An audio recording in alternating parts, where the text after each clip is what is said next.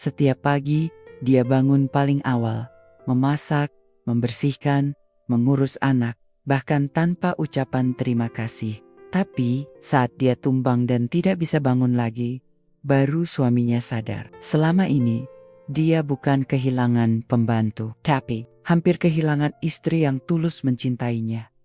Ini kisah tentang Rina, seorang istri yang diam-diam menanggung segalanya, sampai tubuhnya menyerah dan kebenaran akhirnya terbuka. Namaku Rina. Dulu aku seorang wanita karir, bekerja di sebuah perusahaan logistik yang kantornya berada di tengah kota. Gajiku cukup untuk hidup nyaman. Bahkan, aku bisa membantu orang tuaku membangun dapur yang layak di kampung. Tapi semua itu, kutinggalkan demi satu kata keluarga. Waktu itu Anton, suamiku, membujukku untuk berhenti bekerja setelah kami memiliki anak. Katanya, kalau kamu di rumah, Farah pasti tumbuh lebih dekat sama ibunya. Gaji aku cukup kok untuk kita bertiga. Aku pun mengangguk dengan harapan sederhana. Aku bisa menjadi istri yang baik, ibu yang hangat, dan rumah ini jadi tempat pulang yang damai untuk mereka berdua. Awalnya aku bahagia. Setiap pagi aku bangun lebih awal, menyiapkan sarapan, menyiapkan baju kerja Anton, memandikan Farah, lalu mengantar suami ke depan pintu dengan senyum paling manis. Rasanya seperti menjalani mimpi banyak perempuan lain menjadi ibu rumah tangga sepenuh hati. Tapi perlahan-lahan, rasanya berubah. Ayah mana, Ma? Tanya Farah suatu sore, sambil memeluk bonekanya. Masih kerja sayang, nanti juga pulang, jawabku, sambil melipat cucian yang baru diangkat dari jemuran. Kakiku terasa pegal, badanku agak panas, tapi tak apalah. Aku pikir, ini semua sudah jadi tugasku. Ketika Anton pulang malam itu, ia menghempaskan tubuh ke sofa dan berkata, "Makan malam mana? Aku lapar banget, Rin." Aku menoleh ke dapur, belum sempat memasak. Sejak pagi, aku tak berhenti membereskan rumah, cuci piring, mencuci baju Farah yang muntah karena batuknya kambuh, lalu mengajarinya membaca. Aku belum duduk sejak pagi, aku menjawab pelan, "Baru mau masak, Mas. Aku tadi repot banget, kerjaannya itu-itu aja, kok bisa keteteran?" ucapnya sambil melempar jas kerjanya ke kursi. Jas yang sudah aku setrika rapi pagi tadi. Aku diam. Seperti biasa, kupilih diam, karena kalau aku melawan, dia akan bilang, aku kurang bersyukur. Katanya aku sudah enak, gak perlu macet-macetan, gak usah stres kerjaan, cukup ngurus rumah. Tapi kenapa? Ya, yang katanya cukup ini justru membuatku kehabisan napas. Malamnya, saat aku sendiri di dapur, aku buka laci dan menemukan buku tulis bekas kuliah. Aku menulis di sana satu kalimat. Hari ini, aku kelelahan, tapi aku tak boleh terlihat lelah. Aku menatap tulisan itu cukup lama. Dulu, aku dipuji klien karena tangguh. Sekarang, aku tak bisa minta pelukan tanpa dimarahi dulu karena nasi masih belum matang. Dulu, aku bangga dengan diriku sendiri. Sekarang, aku bahkan malu melihat wajahku di cermin. Mata sembab, rambut acak-acakan, suara tak lagi lantang. Aku seperti hilang. Apakah ini harga dari pengorbananku? Keesokan harinya, semuanya berjalan seperti biasa.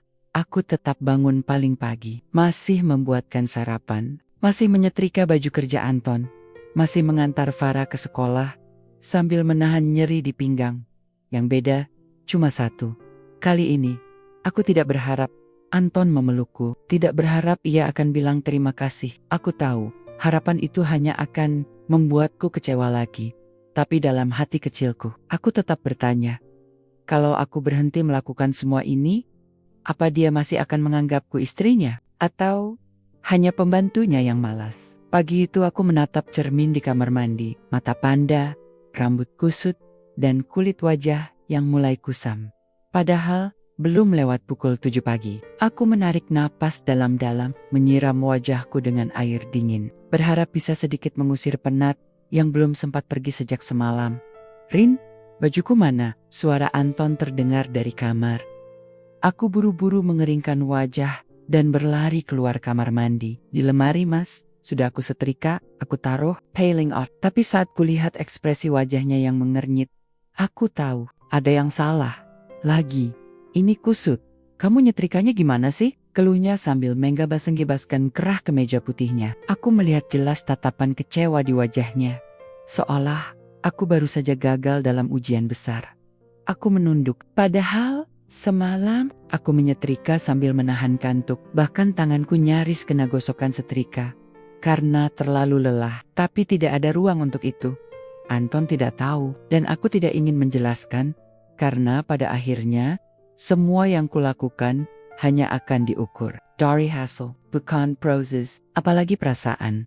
Setelah Anton berangkat kerja, aku duduk sejenak di kursi makan. Rumah masih sepi. Farah baru tidur lagi setelah menangis semalaman karena batuknya tak kunjung reda.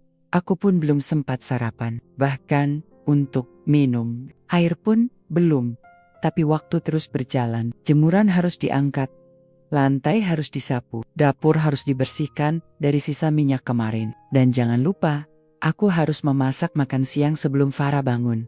Aku berdiri, meski kakiku belum benar-benar kuat. Mungkin karena kurang tidur, atau mungkin karena memang tubuhku mulai kelelahan. Terlalu sering dipaksa berjalan tanpa jeda. Siang hari, aku duduk berdua bersama Farah di ruang tamu. Ia bersandar di bahuku, sambil memeluk boneka rusanya yang sudah mulai sobek di bagian telinga. Katanya pelan, "Kenapa mama nggak kerja kayak ibu teman-temanku?" Katanya, ibu temennya Farah pakai sepatu hak tinggi dan punya tas cantik. Mama nggak punya. Aku menelan ludah. Senyumku menipis. Kalimat itu sederhana, polos, keluar dari bibir anak kecil yang belum tahu bagaimana rasanya kehilangan diri sendiri demi kebahagiaan orang lain. Aku membelai rambutnya dan menjawab, "Mama kerja kok sayang. Cuma bedanya kerja mama di rumah. Therapy minute. Tapi kalau kerja di rumah, kok nggak pakai baju bagus?" Aku tertawa kecil. Pahit. Pertanyaan itu membekas di dadaku. Dulu aku punya koleksi baju kantor yang rapi, sepatu hak yang indah, bahkan parfum favorit yang sering bikin Anton senyum bangga. Tapi semua itu pelen-pelen. Aku singkirkan ke dalam kardus, ke dalam lemari, lalu ke dalam kenangan. Sebab rumah ini, pelan-pelan, menghapus versi diriku yang dulu. Sore harinya, saat Anton pulang, aku menyambutnya seperti biasa, dengan senyum, dengan segelas teh manis di meja, dan dengan Farah yang berdiri di sampingku, berusaha menyapa ayahnya. Tapi Anton hanya meletakkan tasnya dan berkata, "Kok berantakan gini? Aku baru pulang kerja malah lihat rumah kayak kapal pecah." Aku terdiam. Meja makan memang belum dibereskan. Baju Farah yang habis dicuci belum sempat dilipat. Tapi apa ia tidak melihat? Aku juga belum sempat duduk sejak pagi. "Maaf, tadi Farah rewel. Aku belum sempat beresin semuanya." Anton memutar mata. "Kerja kamu cuman itu doang, Rin? Ngurus rumah? Gak usah banyak alasan." Dan malam itu, aku tidak menangis. Bukan karena tidak sakit, tapi karena tangisku seperti sudah habis. Seperti air mata yang tak lagi bisa menjelaskan betapa perihnya dianggap hanya sebagai alat rumah tangga, bukan pasangan hidup. Jam 2 dini hari, aku masih terjaga. Aku duduk di ruang tamu, sendirian, mengusap tangan sendiri, mencoba memeluk diri sendiri, hampa. Seketika, aku teringat satu hal. Dulu, saat kami baru menikah, Anton pernah berkata begini, "Kalau nanti kamu capek kerja, bilang ya, aku rela kerja lebih keras asal kamu di rumah, nemenin aku dan anak-anak kita." Dan aku percaya. Tapi sekarang, aku justru merasa lebih kesepian daripada saat kerja dulu. Dulu, aku punya teman, punya pencapaian, punya harga diri. Sekarang, aku bahkan harus minta maaf dulu sebelum mengeluh. Rumah ini bukan lagi surga yang aku bayangkan. Bukan tempat untuk pulang, tapi tempat di mana aku terus diminta memberi, tanpa pernah diberi kembali. Aku kembali menulis di buku harianku malam. Itu, kalau rumah adalah tempat yang paling aman, kenapa aku justru merasa ingin lari? Pernah nggak kamu merasa jadi orang yang paling sibuk, paling capek, paling berusaha keras tapi juga yang paling sering diabaikan? Itulah yang kurasakan setiap hari. Hari itu, aku ke pasar pagi-pagi sekali. Farah masih tidur, jadi aku menitipkannya sebentar pada Bu Sumiem, tetangga sebelah, yang memang sudah seperti orang tua sendiri. Aku membawa tas belanja lusuh, sandal rumah yang mulai aus, dan wajah sembab karena kurang tidur. Tapi aku tetap melangkah, karena hidup harus terus berjalan. Meski tubuhku sudah mulai memberi tanda-tanda lelah di pasar. Aku bertemu mantan rekan kerjaku, Mbak Dira. Ia terlihat anggun dengan blazer warna krem dan sepatu datar hitam mengilap. Kami sempat berbincang, meski hanya sebentar. "Rin, ya ampun, kamu sekarang di rumah ya?" tanyanya. Aku tersenyum, canggung. "Ya, ngurus rumah, ngurus Farah." "Wah, keren kamu. Aku aja masih belum berani ambil keputusan itu." "Tapi tetap glowing kok," katanya sambil tertawa. Aku ikut tertawa, walau dalam hati aku tahu cermin tak lagi memantulkan glowing apapun dari wajahku. Yang tersisa hanyalah lingkar mata dan kulit yang kusam oleh rutinitas tanpa henti. Sesampainya di rumah, aku mulai menyiapkan bahan masakan. Tumis sayur, ayam goreng, dan sambal terasi kesukaan Anton. Tanganku cekatan, meski tubuhku seperti kehabisan tenaga. Tapi aku tetap berusaha membuat yang terbaik. Pukul 11 siang, aku mulai merasa mual. Pandangan sedikit berputar. Tapi aku tetap berdiri, karena aku tahu, kalau makan siang terlambat, Anton akan ngomel lagi. Saat dia pulang, aku menyuguhkan makanan di meja makan dengan senyum datar. "Ini Mas, ayamnya aku goreng 2 kali, biar lebih kriuk, kayak yang kamu suka." Anton duduk tanpa menatapku. Ia makan sambil menatap layar ponselnya. Tanpa komentar, tanpa pujian, tanpa ucapan terima kasih.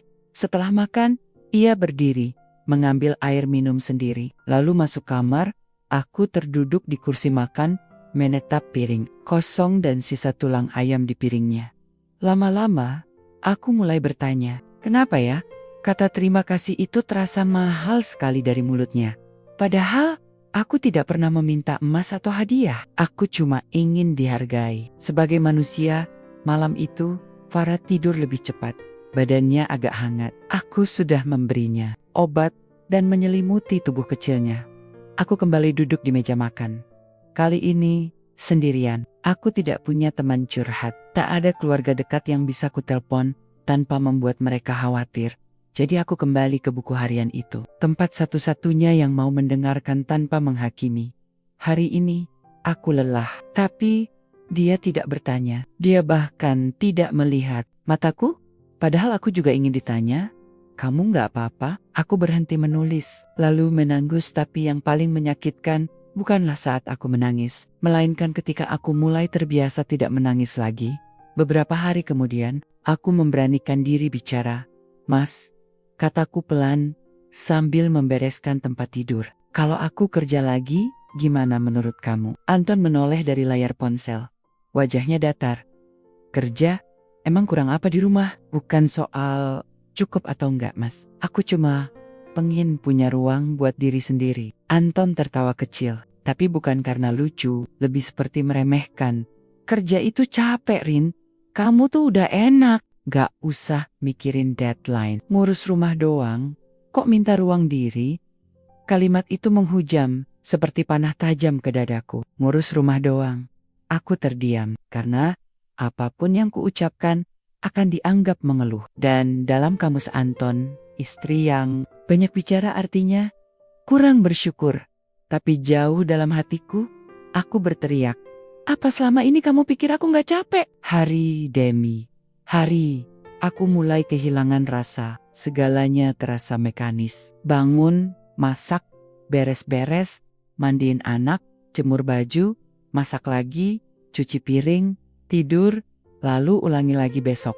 Tanpa jeda, tanpa tepukan bahu, tanpa apresiasi. Aku tidak minta dihormati seperti ratu. Aku cuma ingin dianggap pasangan, teman hidup, seseorang yang dilihat dengan mata, bukan sekadar alat kerja. Suatu malam, aku berdiri cukup lama di depan cermin. Lama sekali. Rambutku mulai rontok, berat badanku turun, wajahku tampak semakin tirus. Aku pegang perutku, kadang nyeri, kadang sesak.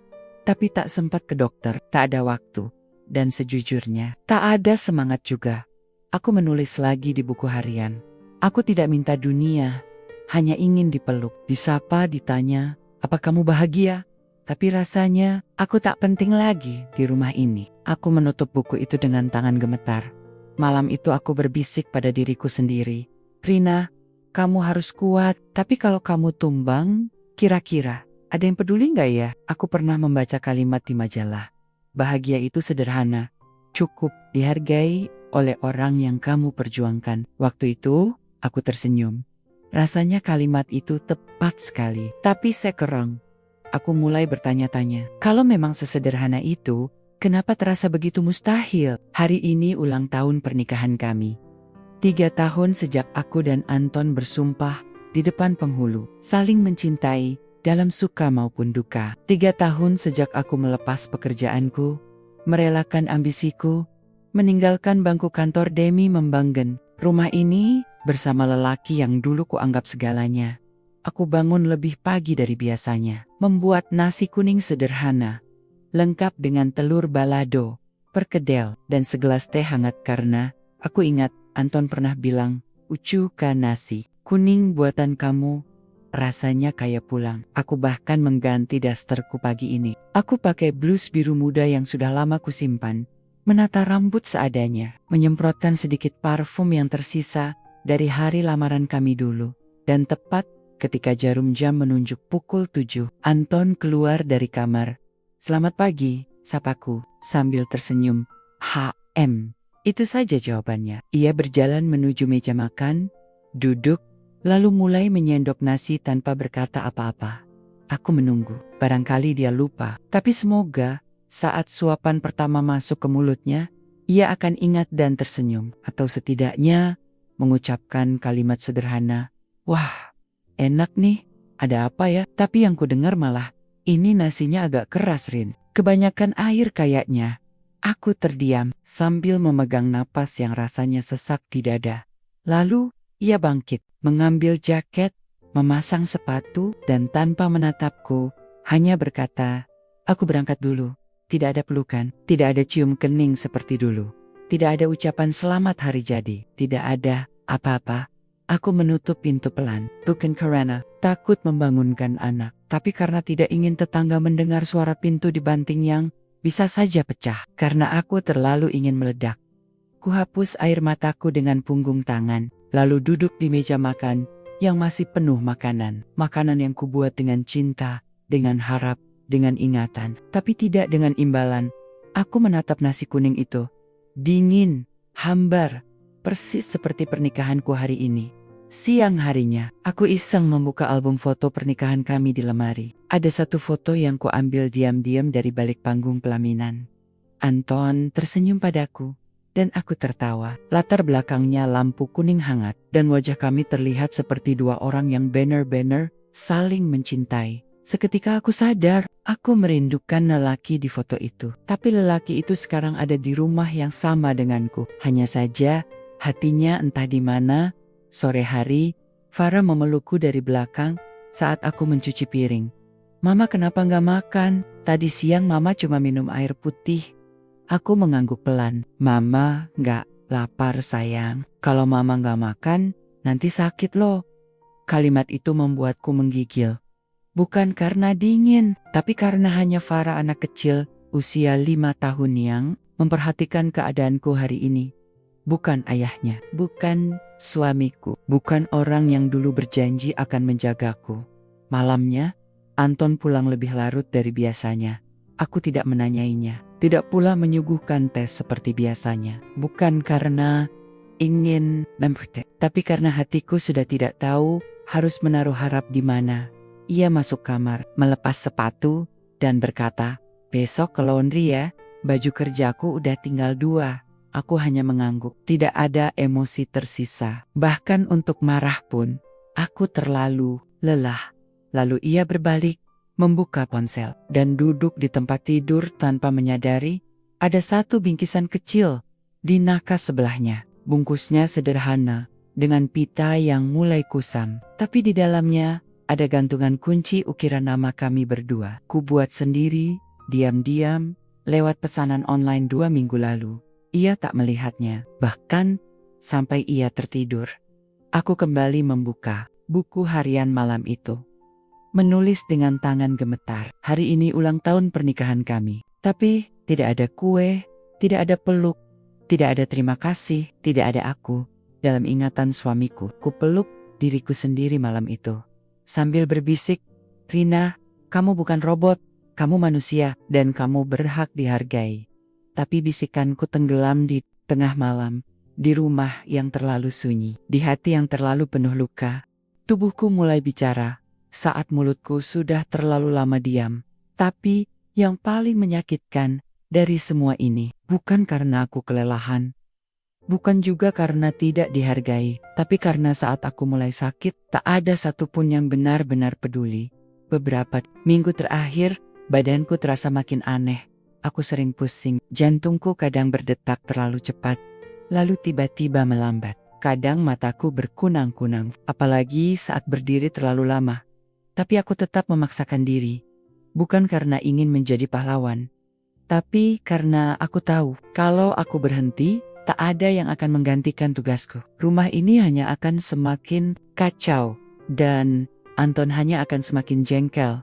Pernah suatu siang, aku hampir pingsan di dapur. Nafasku terengah, tanganku gemetar saat memotong cabai. Tapi ketika aku bilang pada Anton, "Mas, aku capek banget, kayaknya aku butuh istirahat sebentar." Dia hanya menjawab, "Kalau kamu capek, tinggal tidur. Besok pagi juga segar lagi." Aku ingin berkata, tidur saja tidak cukup untuk menyembuhkan yang sudah rusak di dalam diriku. Tapi, aku tahu, ia tidak akan mengerti. Suatu pagi, aku memberanikan diri pergi ke puskesmas. Diam-diam, saat Anton sudah berangkat kerja dan Farah, kutitipkan sebentar ke Bu Sumiam. Dokter muda di sana menatapku lekat, setelah memeriksa denyut nadi dan tekanan darahku. Lalu ia berkata pelan, "Bu Rina, saya sarankan ibu untuk tes darah dan periksa lanjutan ke rumah sakit. Ada indikasi anemia berat, atau bisa juga lebih dari itu." Aku hanya mengangguk, tidak kaget. Entah kenapa, bagian dari diriku sudah siap mendengar kabar buruk. Tapi aku tetap senyum, sambil berkata, "Terima kasih dok." Dalam perjalanan pulang, langkahku ringan, bukan karena lega, tapi karena akhirnya aku tahu bahwa rasa lelah ini bukan karena aku manja.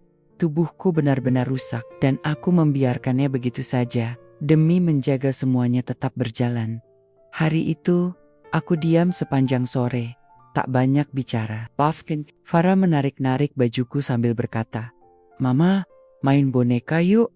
Aku hanya tersenyum tipis.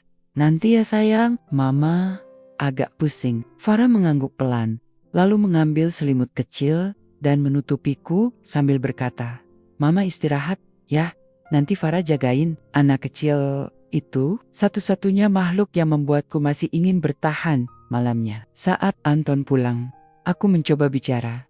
"Mas," kataku pelan saat ia meletakkan tas, "aku hari ini periksa ke dokter. Kayaknya aku harus cek lanjutan ke rumah sakit." Anton menoleh, alisnya naik. "Kenapa nggak bilang dari kemarin? Sakit apa sih? Kayaknya kamu sering lebay akhir-akhir ini." "Lebay?" Kata itu menamparku lebih keras daripada bentakan. "Aku nggak lebay, Mas. Aku cuma ngerasa makin hari makin lemah. Dokternya bilang ada indikasi anemia parah. Mungkin juga ada komplikasi lain." Dia mendengus pelan. "Yah, nanti juga sembuh. Minum vitamin aja, nggak usah dibikin drama." Aku tak melanjutkan, karena baginya, seorang istri yang kelelahan bukan untuk didengar, tapi untuk disuruh tidur dan diam. Malam itu, aku membuka buku harian lagi. Kutilis pelan-pelan, sambil menahan isak yang tidak ingin terdengar oleh siapapun. Tubuhku mulai menyerah, tapi hatiku masih mencoba bertahan.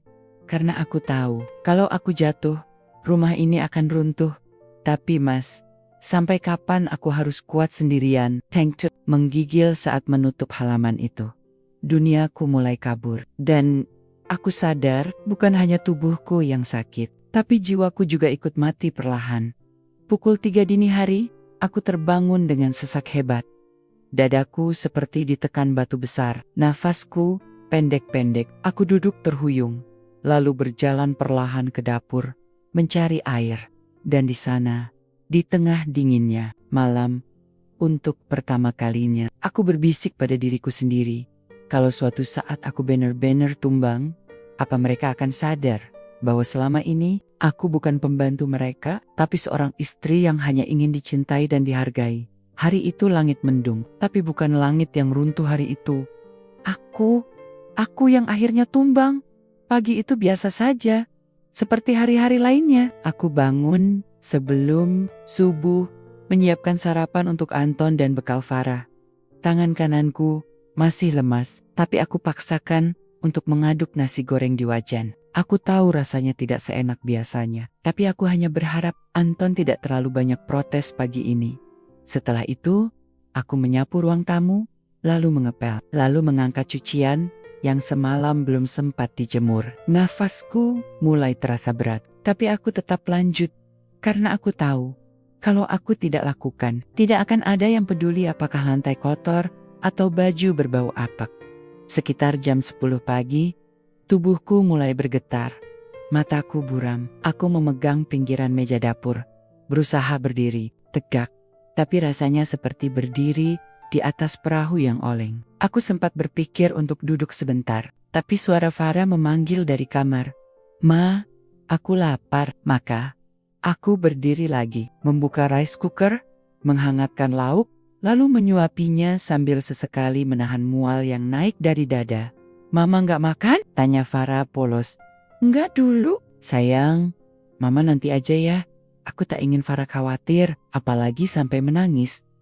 Jadi, aku tetap tersenyum. Meski keringat dingin mulai membasahi pelipisku menyeling zuur, aku mulai memasak makan siang. Hari ini aku berniat membuat sop ayam, makanan yang ringan, karena aku tahu tubuhku sedang tidak stabil.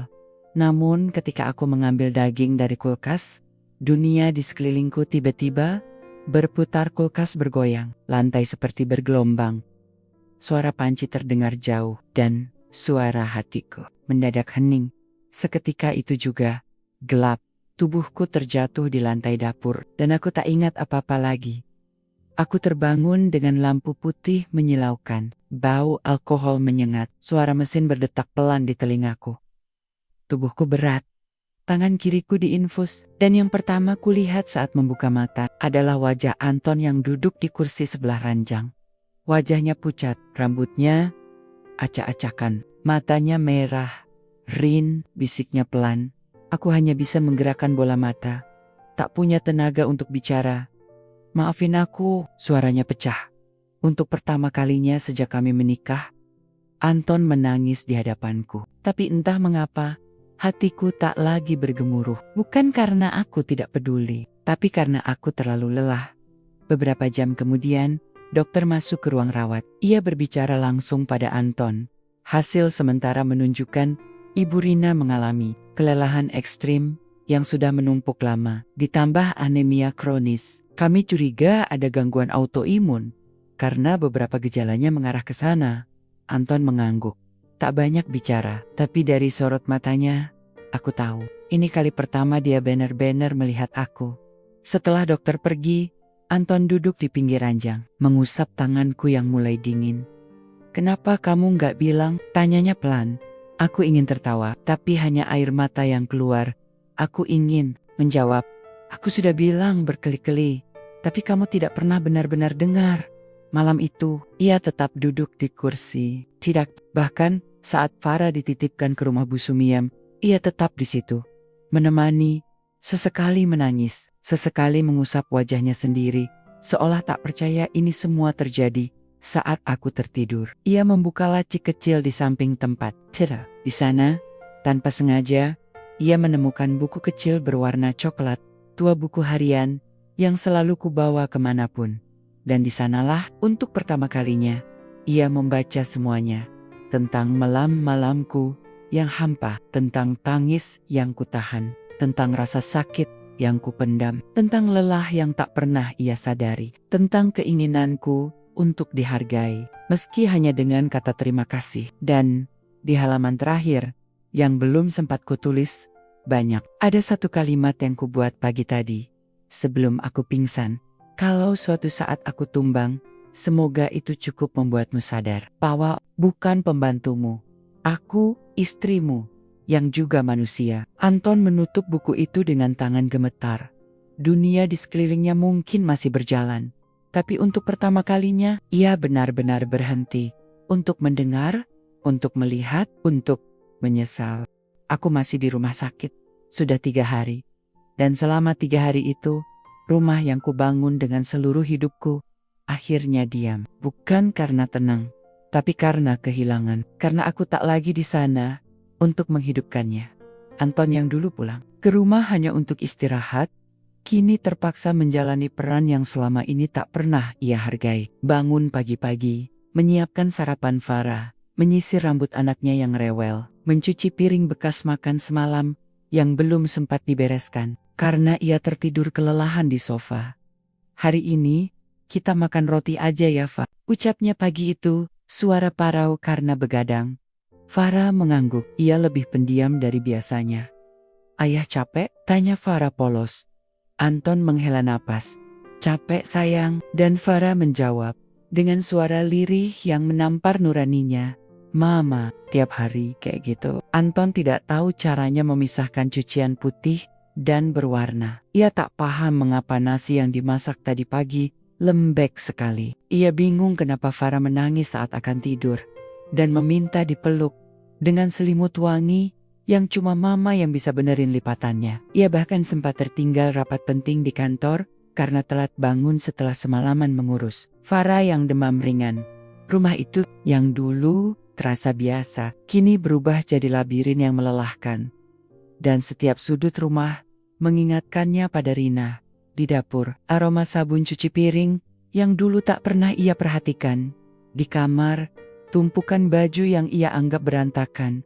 Padahal, itu hasil kerja lembur seorang istri yang tak punya waktu istirahat di ruang tamu. Boneka Farah yang tak pernah ia rapikan karena selalu ada Rina yang bisa ngurus itu. Malam hari, Anton duduk sendiri di kamar. Membuka lagi buku harian Rina yang ia temukan di rumah sakit. Ia membaca ulang satu persatu tulisan yang sebelumnya hanya ia lihat sekilas. Dan kini, kalimat-kalimat itu menghantam dadanya seperti peluru. Hari ini aku menangis diam-diam. Tapi, bukan karena Anton marah. Aku menangis karena ia tak pernah sadar bahwa aku juga bisa lelah. Kadang aku bertanya, kalau aku pergi suatu hari nanti, apakah rumah ini akan tetap berdiri tanpa aku? Yang aku harapkan, bukan hadiah, bukan kemewahan, hanya tatapan mata yang berkata, aku lihat kamu. Aku tahu kamu ada. Tapi dia terlalu sibuk melihat layar ponselnya. Anton menutup buku itu. Matanya merah, wajahnya basah. Ia berjalan ke dapur, mengambil piring, mencuci dengan tangan sendiri. Perlahan, tanpa terburu-buru. Tanpa marah, bukan karena terpaksa, tapi karena untuk pertama kalinya. Ia ingin benar-benar merasakan apa yang Rina rasakan. Keesokan harinya, Anton datang lebih awal ke rumah sakit, membawakan Rina bunga dan satu kotak kecil berisi susu rendah gula merek yang dulu selalu dibeli Rina, tapi tak pernah ia pedulikan. Ia masuk ke kamar rawat dan duduk di sisi tempat tidur, menatap wajah istrinya yang masih pucat. Rin, bisiknya pelan. Aku baru sadar, rumah itu bukan bangunan, tapi kamu. Rina hanya menoleh, tanpa berkata. Anton melanjutkan, suaranya tercekat. Kamu bukan pembantu Rin, kamu pusatnya rumah ini. Tanpa kamu, semuanya berantakan. Dan aku, selama ini buta. Rina menatapnya. Dan untuk pertama kalinya dalam waktu yang lama, Anton melihat air mata yang bukan karena sakit fisik tapi karena perasaan yang akhirnya didengar. Anton menggenggam tangan istrinya. Kuat, hangat, penuh sesal. Kalau kamu masih bersedia, izinkan aku jadi suami yang belajar menghargai. Mulai dari hari ini. Mulai dari sekarang. Tapi hati Rina bukan pintu yang bisa dibuka semudah itu.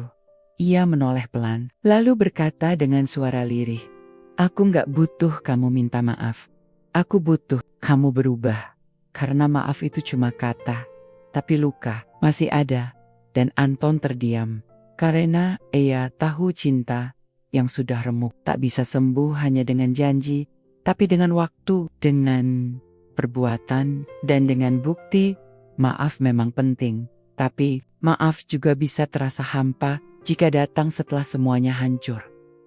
Aku tak tahu harus bahagia atau terluka saat Anton menggenggam tanganku dan menangis. Karena sejujurnya, aku sudah terlalu sering menangis sendiri. Sudah terlalu lama menunggu. Tangannya yang sekarang baru sadar, ingin menggenggamku kembali. Anton mulai berubah. Dia mulai datang pagi-pagi ke rumah sakit. Membawa makanan yang katanya dia masak sendiri. Meski rasanya hambar dan nasinya lembek. Dia lebih banyak diam sekarang, memandangku lama. Tapi tak banyak bicara.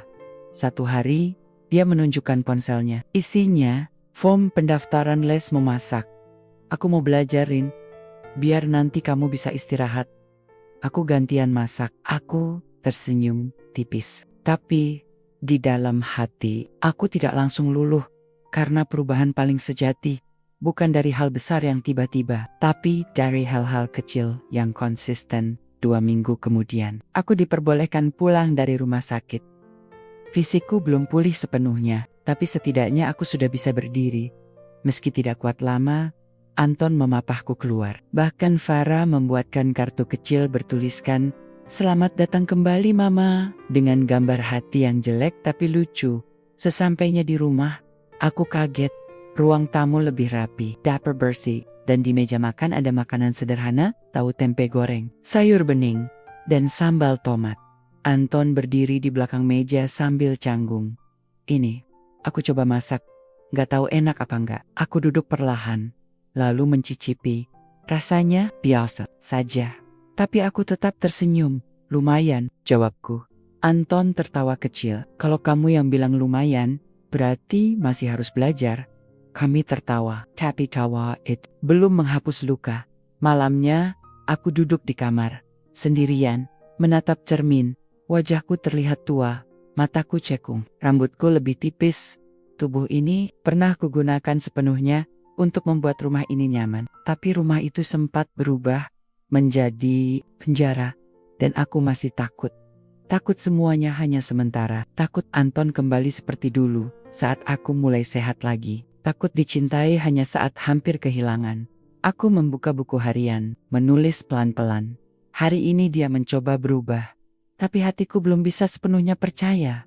Luka itu terlalu dalam, dan maaf, walau tulus, tidak bisa menyembuhkan dalam semalam. Beberapa hari kemudian, Anton mengajakku bicara di ruang tamu, tanpa suara televisi, tanpa Farah.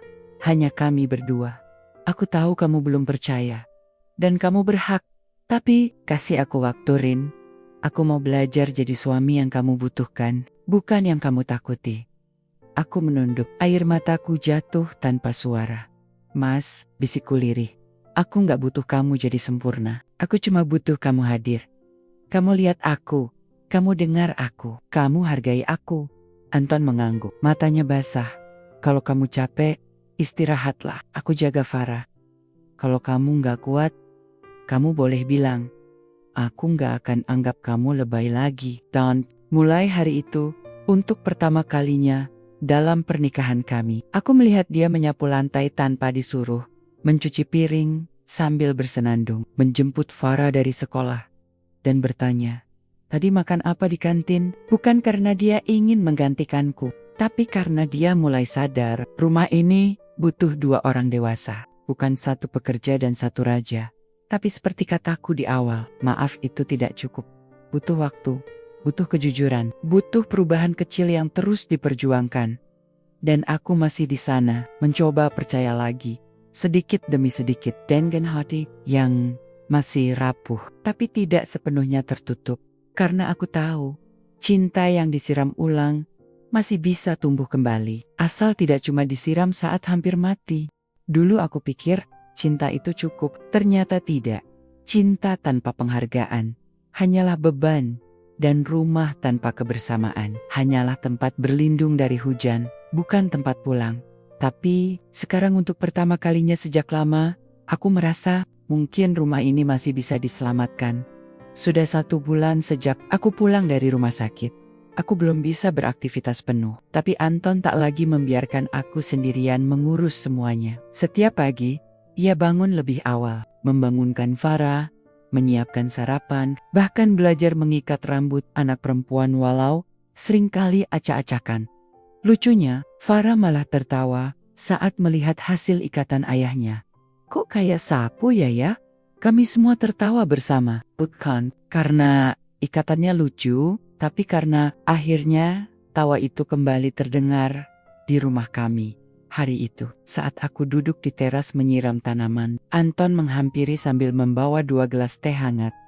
Ia duduk di sebelahku, menyerahkan 1 gelas, lalu berkata pelan, "Dulu aku pikir aku udah jadi suami yang cukup. Ternyata aku cuma jadi bos yang gak tahu cara menghargai partner." Aku menatapnya, tersenyum tipis. Partner itu bukan cuma teman kerja, Mas, tapi teman hidup yang diperlakukan setara, yang gak dilupakan haknya. Anton mengangguk. "Kamu benar, aku banyak lupa. Bahkan lupa caranya jadi manusia." Aku menatap matanya, tak ada lagi kesombongan di sana. Hanya kesungguhan dan penyesalan. Dan entah kenapa, aku tidak ingin menghukumnya selamanya. Karena yang kutunggu sejak dulu, bukan kata maafnya, tapi kesadarannya. Malamnya, Anton memperlihatkan sesuatu dari tas kerjanya. Sebuah jadwal kerja rumah tangga.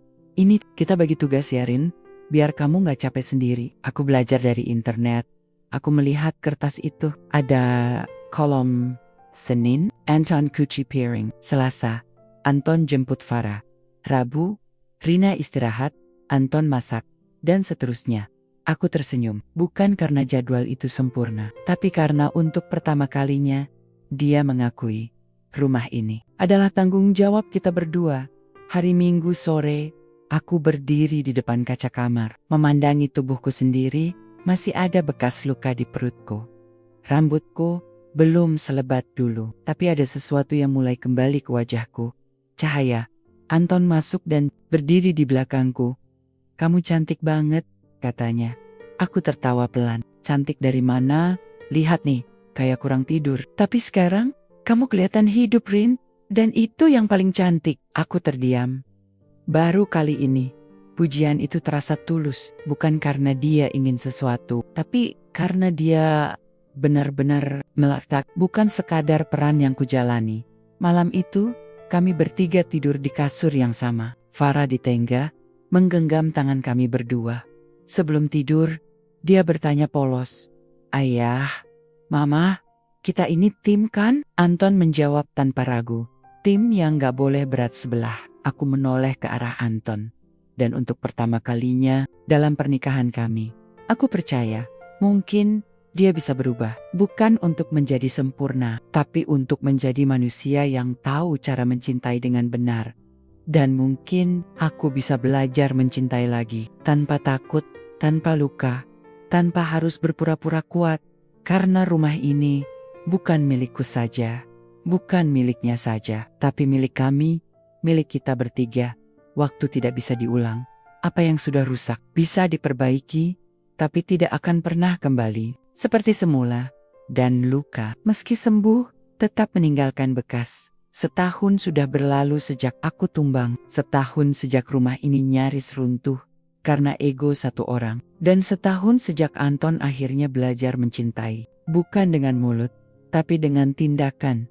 Kini kami tidak lagi sempurna, tapi kami Yuta Farah tumbuh jadi anak yang ceria. Anton berubah jadi ayah dan suami yang lebih terbuka.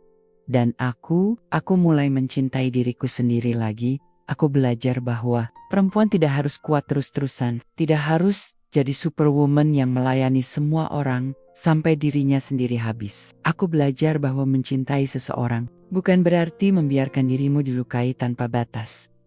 Malam itu, di depan rak buku, aku menemukan buku harian lamaku yang dulu pernah kuberikan pada Anton saat aku dirawat. Kusentuh sampulnya yang mulai usang. Lalu kubuka halaman terakhir dan kutulis satu kalimat.